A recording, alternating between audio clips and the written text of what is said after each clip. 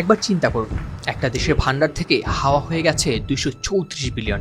টাকার অঙ্কে $2,34,000 বা 28,54,800 কোটি টাকা। এ যেন সিনেমার কোনো চুরির কাহিনী, কিন্তু এটি সিনেমা নয়, বাস্তব।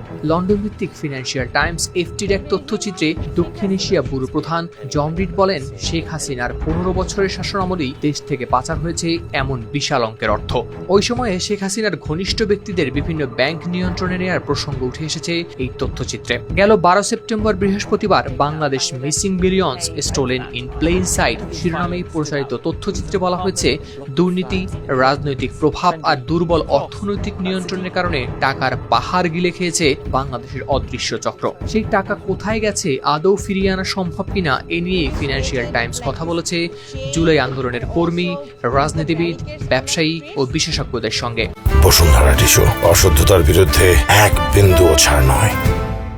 All power concentrated in one person. The scale of corruption in Bangladesh is beyond anything I've ever seen in any country in the world. এই তথ্যচিত্রে বিভিন্ন তথ্য উপস্থাপন করেছেন এফটির দক্ষিণ এশিয়া ব্যুরো প্রধান, এগ্রিকালচার ও কমোডিটি করেসপন্ডেন্ট সুজানা স্যাভিজ, যিনি আগে ছিলেন বাংলাদেশ ভিত্তিক সাংবাদিক। এছাড়া স্পটলাইট অন করাপশনের ডেপুটি ডিরেক্টর হেলেন টেলর এবং ওয়েস্টমিনিস্টার লবি দলের রিপোর্টার রাফে উদ্দিন। শুরুতেই লন্ডনের হোয়াইট চ্যাপেল স্টেশনকে দেখিয়ে বলা হয়, এখানেই প্রবাসী বাংলাদেশিদের প্রাণকেন্দ্র।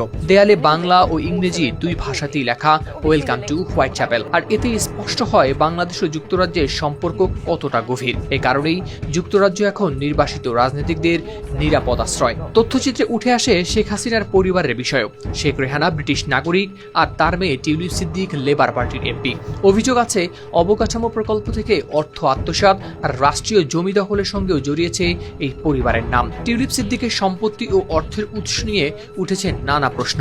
তথ্যচিত্রে সাবেক ভূমিমন্ত্রী সাইফুজ্জামান চৌধুরীর নামও আসে। বলা হয়, যুক্তরাজ্যে তার 300টিরও বেশি সম্পত্তি আছে। ব্রিটিশ অপরাধ দমন সংস্থা এনসিএ 350টিরও বেশি সম্পত্তি জব্দ করেছে, যা এই অভিযোগকে করেছে আরও দৃঢ়।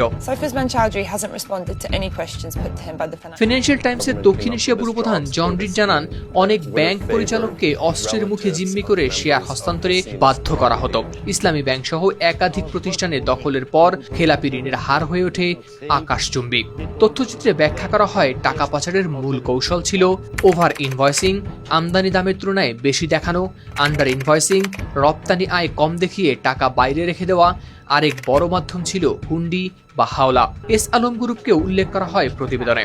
সুজানা স্যাভিজ বলেন, এস আলম গ্রুপের মালিক সাইফুল আলমকে বাংলাদেশের ধনকুবের বলা হয়। তার বিরুদ্ধে অভিযোগ, তারা একাই পাচার করেছে $10 বিলিয়ন।